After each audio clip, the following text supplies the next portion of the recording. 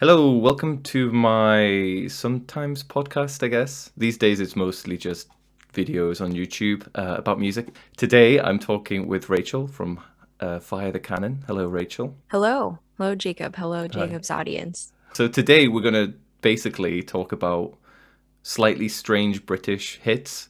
It's kind of an American reaction to British hits kind of thing. So these songs, I didn't go weird. I didn't go like full novelty songs. These are Hmm. they're proper songs.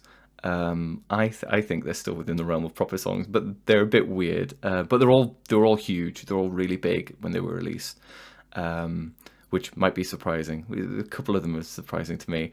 But let's just go through them one by one. We'll go through them chronologically, the best kind of way to do it. And we'll just explore what we think of them. So I sent you the playlist in advance, and you've listened to them a bit. So the first song is "Silver Machine" by the band Hawkwind from 1973. I just took a ride. I got a silver machine.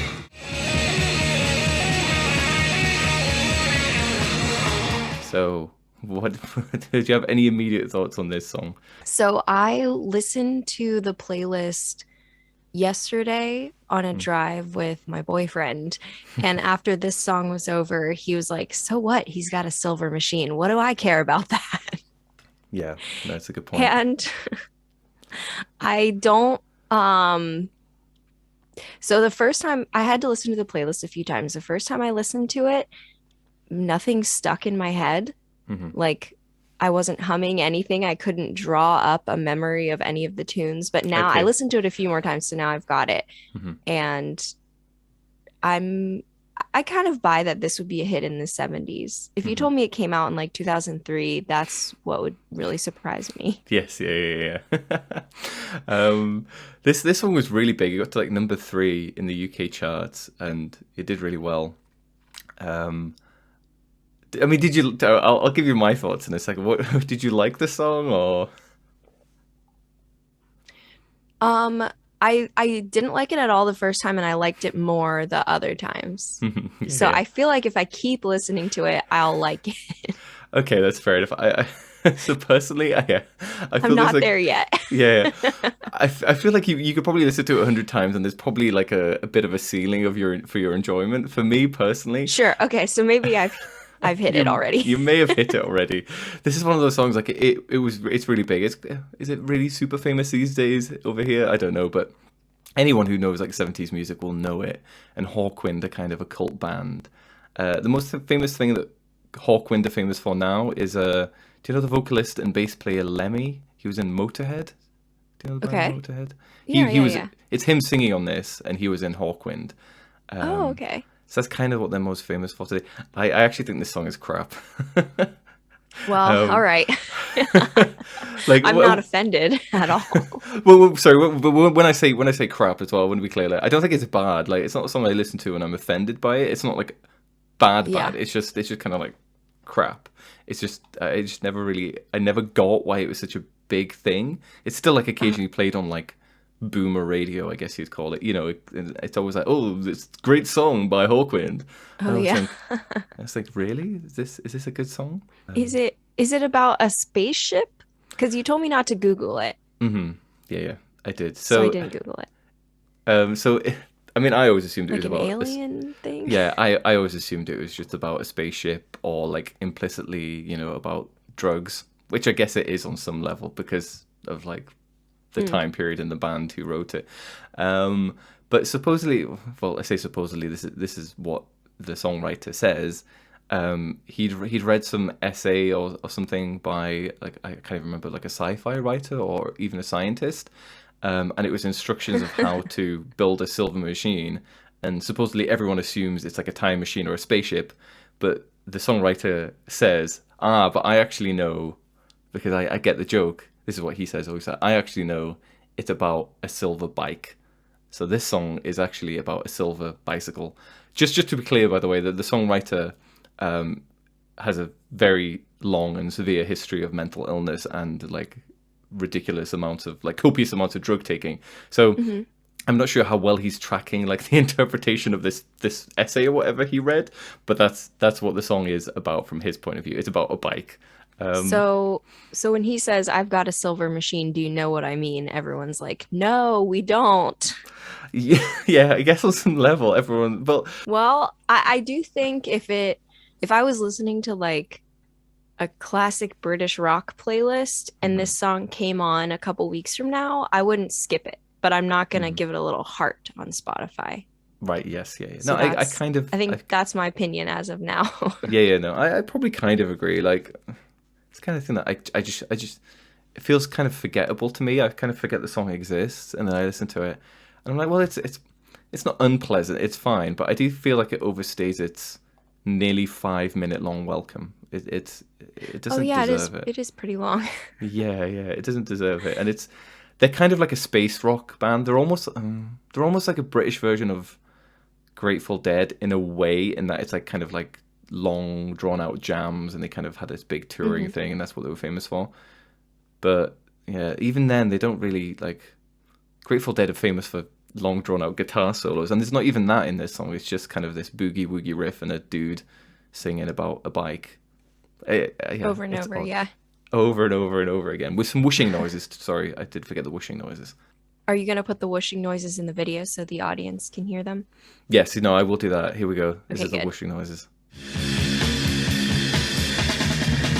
Brilliant. Oh, wow. Amazing, aren't they? We love them, yeah. The best part of the song. Well, arguably, yeah, yeah. Yeah, I just kind of put it in here because when I was researching, I was like, what's some weird British hits? I was like, oh yeah, this is quite weird, but I'm not sure if it's not weird in the way that some of the other later songs are. It's weird that it was a hit, I guess, rather than it being a hit Yeah, song yeah, that was yeah. weird. Yeah. So yeah, it kind of fits the category. Anyway, we don't need to spend tons of time on that one because I just kind of put it in there almost as a joke because the song is just I don't know what to say about it. But the next few songs, I think are a lot more interesting to talk about. So from 1973, we're Okay. going forwards pretty much a whole decade to 1982. We've actually got two songs from 1982.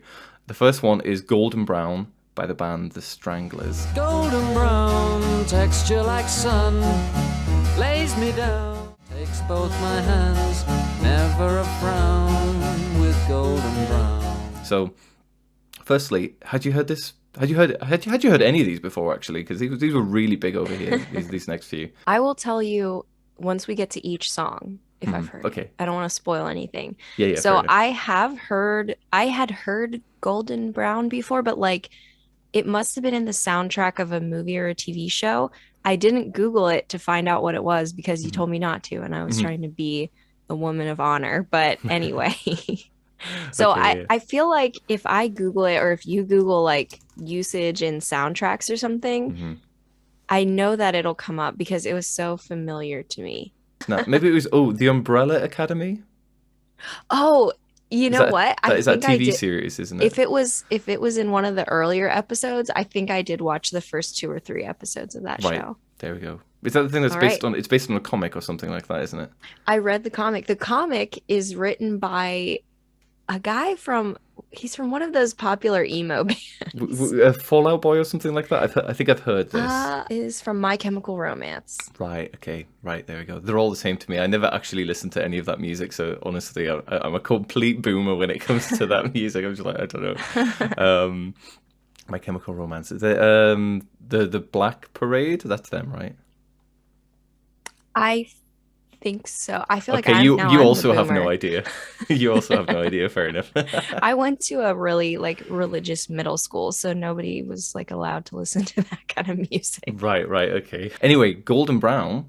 What were your Mm-hmm. thoughts on Golden Brown? So I have no idea what it's about, and I looked at the lyrics as well, and it seemed like I have no idea. Is it about some kind of like getting kidnapped by the fairy queen or something? I have no idea what's going on in there, but it sounds like I actually like this one. Mhm, I don't know that I feel like there's a specific vibe that I would be looking for on a playlist, and I would put this song on it, but I don't know what the vibe is yet. No, I totally get what you mean though, actually, because I was thinking it's I hadn't listened to this song for ages. I was first introduced to this song on, I don't know, like a compilation CD when I was maybe 10, and I just got obsessed with it when I was like a 10-year-old. I just thought it was really cool. But listening to it now, I'm like, this is a very specific vibe, and it's so specific that I'm not sure how much I now love it outside of that vibe. I'm not sure what that vibe is either, though. But at the time, Right. so I had no idea what this song was about, and I don't think it's obvious what this song is really. I mean, it's kind of vaguely about two things as far as I know, but I don't think it's obvious looking at the lyrics. But the songwriter has said it kind of like it makes sense. It is about just A, like a woman he Drugs. kind of fancied, Oh. and B, heroin. Yeah, like specifically heroin. Is So- heroin brown? Have I been envisioning the wrong color this whole time? Not being an expert on it, I'm pretty sure you can get some pretty dirty heroin that is pretty brown. Yeah. Okay. Yeah. All right. Okay. So about a woman and about like really crappy heroin. Yeah. Basically.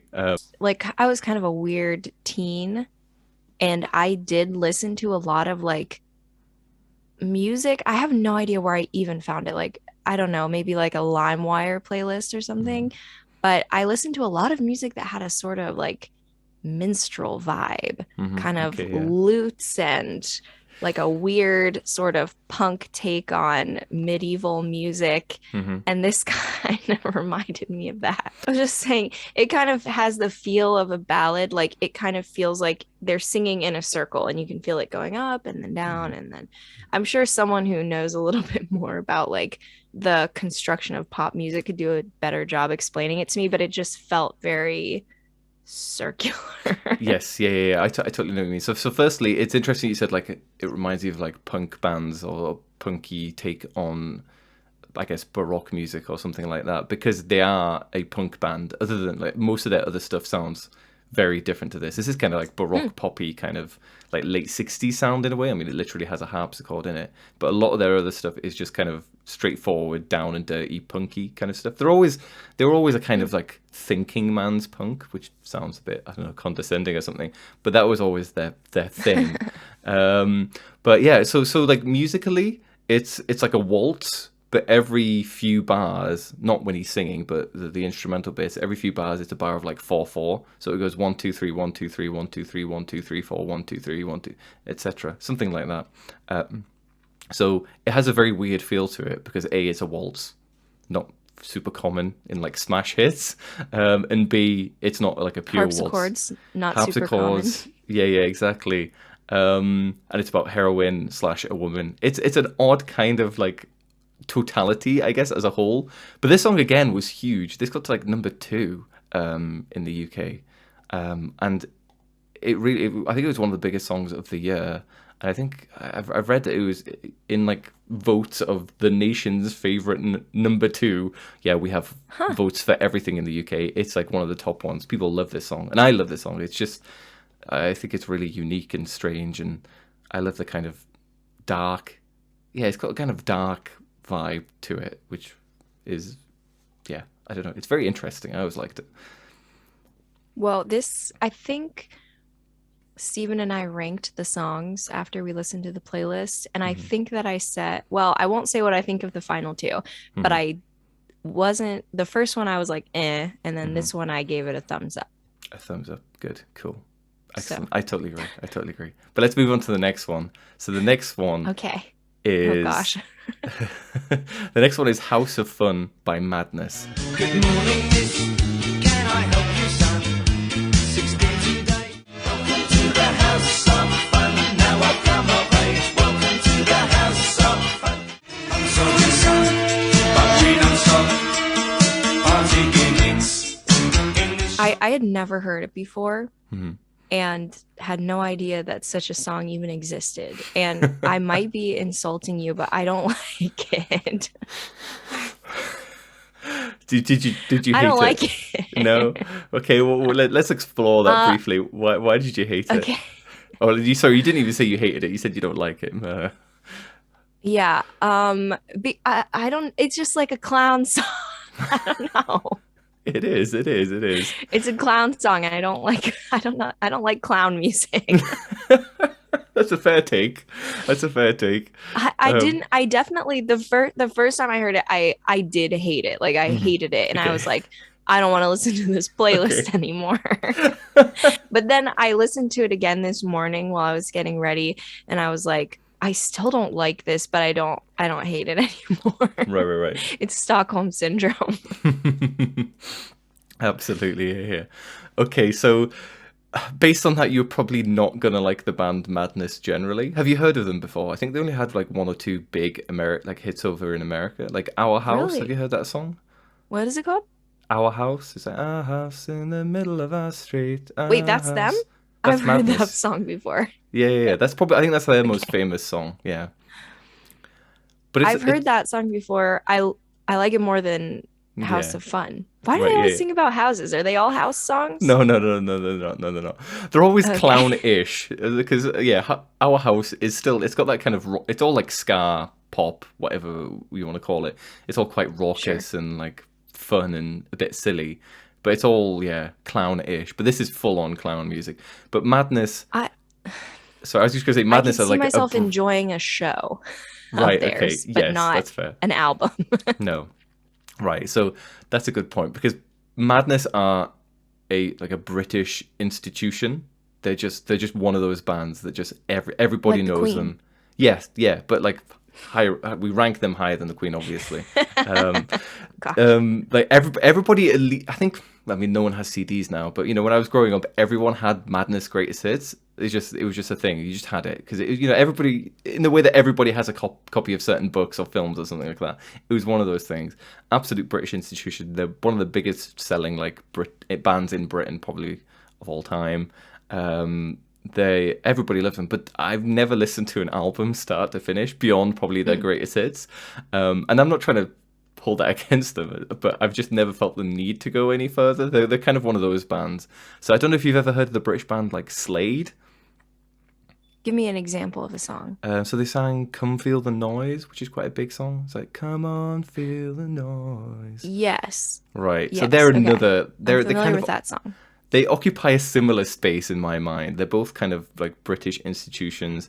Everybody probably had their like greatest hits growing up.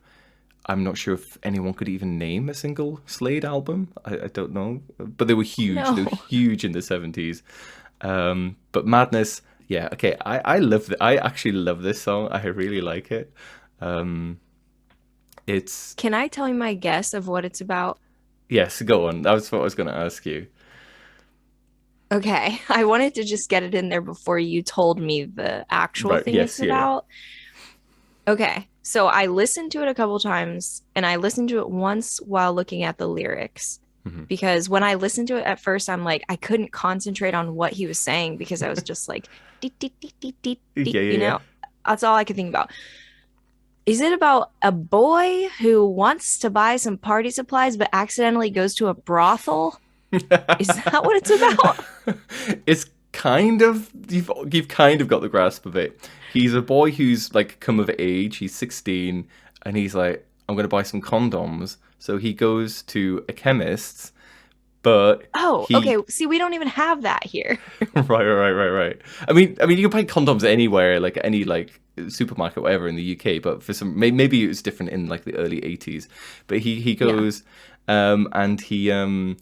But I guess he's nervous and he's speaking just in like double entendre and like euphemisms. So he never just says, I want to buy some Oh, condoms. okay. So he's just saying like, a box of balloons with a feather-light touch and things like that. And the woman behind the counter is like, who is this strange child? He's just saying all these random things. He must want a house of fun, which is like a party supply or something shop, which is around the corner. Okay, so I got it totally reversed. Yes, yeah, exactly. All right. Okay. So it's the opposite of what I thought it was. Yeah, but I guess Great. the biggest clue in the lyrics is there's a line who goes, where is it? No, miss, you misunderstood. 16, big boy, full pint in my manhood. 16 big boy, full pint in my manhood. Which is obviously a disgusting set of Okay. lines.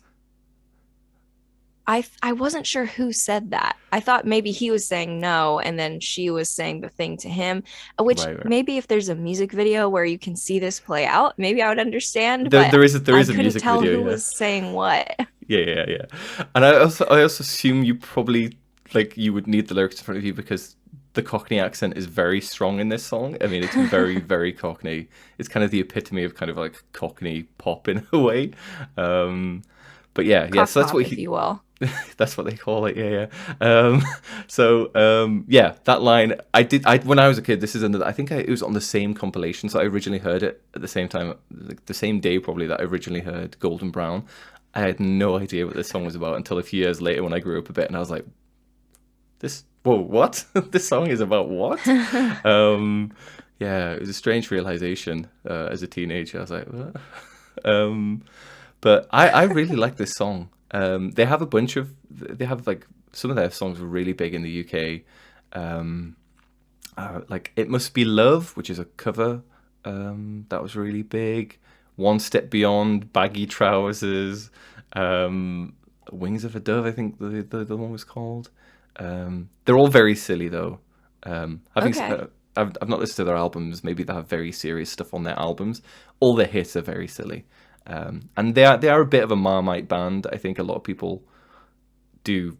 Does that Like, phrase make love sense it to or hate Americans? it? Sorry. Yeah, there we Is go. that what that is? Yeah. Sorry. I'm just. Yeah. Like very polarizing? Is that what a Yes. Marmite band is? Well, do you know what Marmite is? Is it brewer's yeast? Basically, yeah. Do you guys have that? Do you use that? Like, People don't eat it, but we know about like, I mean, Vegemite is really famous over here, but right, nobody has tried it. yeah. Okay, yeah. It's We just like, know like Australians, they're freaks. They walk Yes. around upside down, they eat Vegemite. Yeah, so But I'm not sure what the difference between Vegemite and Marmite is. It might just be like a trademark difference, but Vegemite is big in Australia, but it's basically the same thing. But yeah, it's like leftover yeast from like the brewing process, and people put it on their toast, like a very, very thin layer. It's also, you can put it in like stews, like a small amount. It's quite bitter. It's quite salty and bitter and obviously quite yeasty. It's weird. It is weird. I will. is it good? Well, so this is where the you? saying it's so the saying is that it's like Marmite, and they use this in their adverts as well. But this is where the saying kind of falls down a bit because I think it's okay. I don't think it's particularly brilliant or particularly bad. It has its uses. It can be nice on like a bit of toast, a bit of butter, and for me like a very thin layer of it. But it's quite weird. It goes well with cheese. It can work in like stews as well, I guess. But it's strange. Some people love it. I used to know a guy who had like Marmite teapot, like branded, just like with the logo on Marmite mugs, Marmite. Like I don't know whether it was just a meme for him. He was an old guy, so maybe it was just a meme. But some people love it. I'll have to try it sometime, I guess. I think you should. You should definitely try it. But yeah, this is a bit of a Marmite band. Some people. I think a lot of people find them really obnoxious and annoying. I think that's unfair. I really enjoy them. They've got a good sense of humor. It is very much like I said before that none of these songs are novelty songs. This, I think, would count as a novelty song if it weren't for the fact that Madness are kind of a novelty band and therefore it doesn't count as a novelty song, if that makes sense. Does a novelty song have to be like a one-off for the band? Is that what you're saying? So like Weird Al doesn't do any novelty songs. Yeah, maybe I'm wrong on that. I feel like a novelty song, if you're a novelty, yeah, maybe if you're a novelty, I don't know. It's just their vibe. I think that's the difference. Yeah, maybe you can be a novelty act, but they're not quite full-on novelty act. That's the thing. Because they're not parodic. They're maybe sometimes satirical and they're goofy. They're clownish. But yeah, maybe that's the distinction. They're not. It's not full-on novelty, but it's close to it. I really like it. I just think it's funny that they actually wrote It's got to number 1. I think this one did really well. That's crazy. They wrote a smash hit about a kid going to buy some condoms and being told no, like the house of fun is that way. I just think it's great. There's something going on in England. Fair enough. I Yeah, have to that's tell you. I don't hate it anymore. right. I would be willing to listen to their greatest hits to see what I think. Because it's possible that hearing it in context with their other music. Right. Yeah. No. I think they've got a very good greatest hits. As I said before, Our House is a great tune. It Must Be Love. I think that's a great tune, although that one's a cover. I really like Baggy Trousers. Some people think that's a little bit too stupid and silly as well. I think it's fun. This one does feel like it's kind of on another level of silliness in a way, but I don't know. I enjoy them. Anyway, I'm glad you slightly came around on second listen to this, at the very least. So let's, the final song, we're just doing 4 songs today, so the final song is the Yes. most recent one, and this is Grace Kelly by Mika. This is from 2006. Do I repulse you with my queasy smile? Am I too dirty? Am I too flirty? I could be brown, I could be blue, I could be violet sky, I could be... So I actually know this song very well. Right, okay. Like I hadn't heard it in years. I don't know if it was popular in the US or if I had one friend who just loved this song and we like rode back and forth to school together and she played it all the time. I don't remember, but I hadn't listened to it in well over 10 years, but it came on and I was like, oh, I literally know all the words still. Wow, good. So it charted in the US, but we're talking about like 60-ish, or something like that. Okay. So I So wouldn't not call like that. a huge hit. Yeah, no, I wouldn't really call it a massive hit, but in the UK, this is another number 1 song. This did really well, and this song and this album for that year, probably for a couple of years from 2006, like everywhere. I heard it constantly, partly because my mum loved it, partly because I genuinely liked the song and it was a good album, but partly just because it was on the radio. He had like a few hits off the back of this on the same album, really huge. Again, I hadn't listened to it for years either, to be honest, probably since around the time it came out. But did you still enjoy the song then? I liked it. Steven liked it. We both did. He said it was the only, in his opinion, it was the only catchy one that like he was humming afterwards. But I told him like, to be fair, we both were very familiar with the song, so I would have to listen to the others more. But I I still did like it. I always cringe, when I hear stuff that I used to like when I was 15, 16. Yeah. But once you can force yourself past the cringe, I did like it. I feel like I don't know anything about this artist, but he has a really, really good voice. He does. Like he has very gymnastic almost. Yeah, no, he's great. So for me, listening to it again, I still like it. It's great.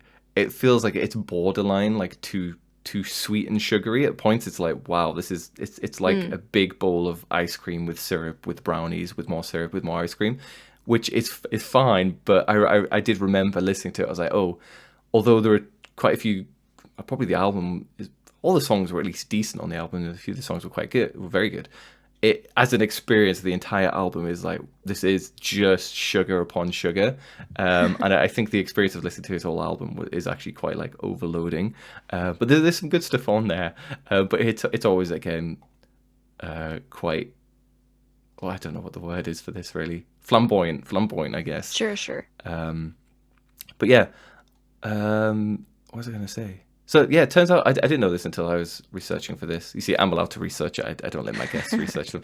But it was the melody was based on like a bit from Figaro by Rossini. Like the main melody to this was just like lifted, and it sounds slightly altered because I didn't quite immediately recognize it. Listening to it again, I was like, oh yeah, it kind of matches bits of it, but it wasn't immediately obvious to me. But I don't know, it works. Sometimes ripping off is good. Yeah, so. The lyrics, what do you think of, like, if you were to guess what this song is about? I didn't really know at the time again until I started researching this. So my impression, because I know all the words like from back in the day, this is, and I haven't done any Googling about it, but I might know what it's about. I don't know. I thought the whole song was just about him being like, I'm kind of sick of the music industry because they keep trying to make me do all these other things and it's not working out for me. Yeah. No, that is my understanding. That is pretty much correct. Yeah. Yeah. It's just, it kind of, yeah, obviously knowing it kind of is really obvious, but I get, to me, because I've not really listened to it for like probably 15 years, it was just always like a bunch of random words. I don't think I really connected the dots on it. It's interesting though how the reference to Freddie Mercury was always to me really obvious as a reference to Freddie Mercury, because he says I could be a little bit Freddie, and it's like, well, It's odd that like it's really obvious because he does, I guess, sound like Freddie Mercury. It's very I mean, if glam. anybody does, it would be him. Yeah, Like any of the modern pop boys, yeah. sort of But modern. I don't yeah, know. yeah. Well, that's the scary thing. It's like 15 years old now, which is slightly unacceptable to me. But yeah, what was I going to say? I feel like he kind of disappeared after this. Like, it was big for a while, obviously, and it did really well in the charts immediately. The album sold tons. But then I don't really remember hearing much about him. Probably there was a follow-up album. That was his debut, and he's since released 4 albums. One of them was a compilation. Yeah, 4 albums and a compilation. So he's done quite a lot, but I don't remember them being very big at His all. debut album has a song where he's like, "The music industry keeps trying to change me, man." Well, now I feel a little bit betrayed. I think maybe it was. I think it's more about the struggle of getting like a record deal, and when you're like producing or trying to write songs and stuff, there's kind of, I guess, a bit of pressure on you to write songs a certain way. I think it's more about like that rather than like he was a jaded veteran of the music industry. Okay. Yeah. I do think it's kind of like baller of him to have this one be a number 1 hit, though. Mm-hmm. I have to say, absolutely. I admire his definitely. moxie. Yeah. No, I totally agree. Yeah, like lyrically, like I feel like there's a few interesting or strange themes on the album. Off the top of my head, I remember "Big pulling Big the Girl, lyrics You Are up, too. Beautiful," which is very much in the vein of Queen. About like, yeah. Many people Fat bottom speculate that. girls. Yeah, on Wikipedia, many people speculate that Mika wrote the song as a tribute to Queen's Fat Bottom Girls. But yeah, I mean, it's a similar vibe. Yeah, it's a strange album. It's very, very, very like big all the way through. Do you know what's the sample at the beginning of the song? Is it a sample or did he just have someone record it for this song? I thought it was literally Grace Kelly. Yeah, so the bit of dialogue used in the song is from the film Country Girl, which stars Grace Kelly and Bing Crosby and William Holden. Now I know. I don't know why. I know at the time that the song came out, I was like, what is this? Where's this from? But for some reason I never looked it up. Yeah. Did you ever listen to Googling the? wasn't a thing in 2005. Well, it kind of felt like it wasn't. It wasn't like as part of our daily lives. You had to sit at a computer and, oh my God, how crazy is that? Sit at a computer. Yeah. That's the big difference. But I was gonna say, did you ever were you aware of the album as a whole, or was it just that one song? I'm very familiar with Grace Kelly. Mm-hmm. I'm very familiar with Big Girl, You Are Beautiful because one of my sister's friends loved it and played it all the time. And then I had heard Lollipop a couple times and I was like, I don't want to hear this again. I remember that I think that's the point at which it becomes very like sickly and very whoa. Yeah. So I think those are the 3. I have not heard, I don't think I've even heard any of the other songs on the album. But not bad. I think I heard 3 out it of from 10. start to finish over and over and over again because my mum absolutely loved it. Yeah. Has she kept up? Like, has she bought his other stuff? No, my mum very much buys things that she'll hear on the radio or is like recommended or something, but she won't necessarily keep up with individual artists particularly. She's much the better lifeblood of the record industry. Exactly. She's much better at keeping up with actually contemporary music than I am.